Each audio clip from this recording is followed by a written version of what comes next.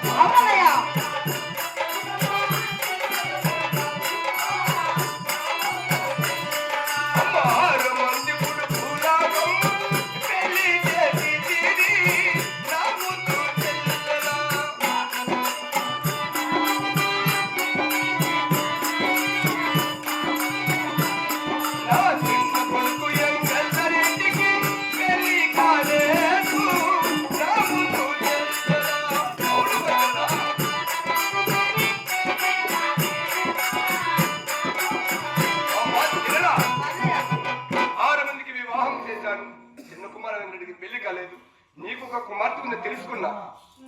నేను భాగ్యమని మెచ్చి వచ్చానమ్మా. అవునన్నయ్య. అవును కదా. మరి నీ చిన్న కొడుకు నా చిన్న కూతురు అడగడానికి వచ్చినాను అంటున్నావు. మరి నాదొక విన్నపం అన్నయ్య. మరి మీరు కొలిసేది శివమతము, మేము కొలిసేది హరిమతము కదా. శివమతములు హరిమతములకు ఈనాటికైనా వీరేదమే కదా అన్నయ్య.